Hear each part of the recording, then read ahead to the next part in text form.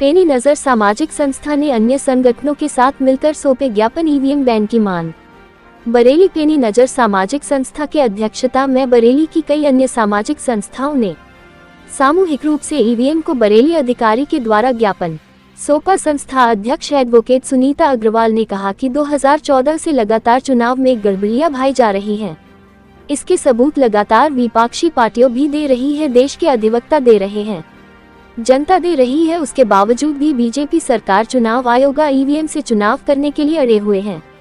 इससे साफ जाहिर होता है कि ईवीएम मशीन से सरकार चुनाव जीत रही है।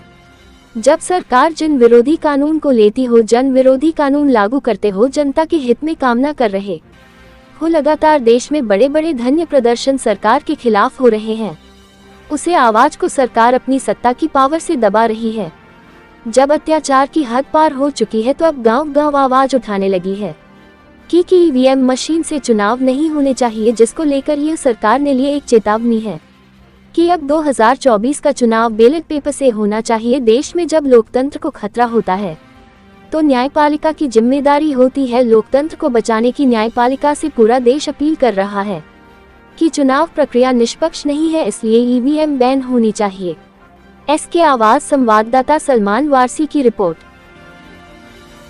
सरकार की जन विरोधी कानून, जन विरोधी नीतियां लगातार जनता के बीच में आ रही हैं। आखिर क्यों कर रही है सरकार? अगर जो सरकार जनता के वोट से बनेगी तो वो जनता के विरोध में काम कैसे कर सकती है? लेकिन बीजेपी सरकार लगातार जनता के विरोध में काम कर रही है, जनता के विरुद्ध कानून बना। आज देखिए किसान धरने पर बैठे, जो किसान 2 साल पहले 13 महीने बैठकर 700 किसानों की शहादत दे चुके हैं, वो किसानों को आज दोबारा फिर क्यों बैठना पड़ गया? आखिर क्या वजह है कि हर बार बीजेपी सरकार जीत जाती है? तो इसकी वजह यह है कि ईवीएम की लगातार सबूत मिल रहे हैं गड़बड़ी होने के, मगर चुनाव आयोग कानून में तेल डालकर बैठा है। लेकिन अब वो तेल उसको बाहर निकालना पड़ेगा और सुनना पड़ेगा। चुनाव आयोग एक जनता का नौकर है, जनता का मालिक नहीं है। इस देश में जनता, जहां लोकतंत्र होता है वहां जनता सर्वोपरि है, और जनता के फैसले के विरुद्ध काम करना, लोकतंत्र के विरुद्ध काम करना। आज ये मांग हम honourable chief justice of India को दे रहे हैं। जो न्यायपालिका होती है वो लोकतंत्र की रक्षक होती है, उसके ऊपर जिम्मेदारी लोकतंत्र की होती है, और इस तरह से गड़बड़ी करके चुनाव जीतना लोकतंत्र को खत्म करने के बराबर।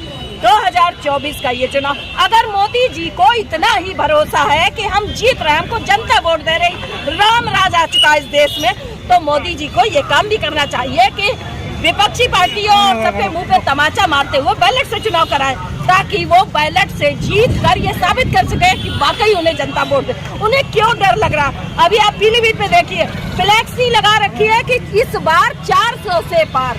इतना अत्याचार होने के बाद त्राही मची हुई है, इसके बाद इनकी 400 से पार सीटें कहाँ से आ रही है?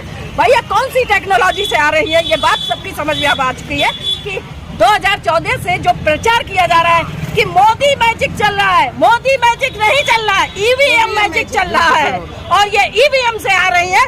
2024 का चुनौती है इस सरकार को। 2024 का चुनाव बैलेट पेपर से कराना होगा, दूध का दूध, पानी का पानी होगा। अगर वाकई जनता वोट दे रही है तो 400 पार नहीं, 500 पार आएंगी बीजेपी की सीटें, और अगर नहीं है उससे जनता वोट दे रही है तो बीजेपी सरकार पूरी तरह से जमानतें जब्त होंगी और ये धड़ाम होगी सरकार। इसलिए आज बरेली के भी अधिवक्ता निकल के आए हैं, मैं भी अधिवक्ता हूँ, और साथ में हमारे साथ एडवोकेट रीता बिलाटिया है, और ये ईवीएम के खिलाफ ये लड़ाई अब पूरे गांव-गांव तक जाएगी, और गांव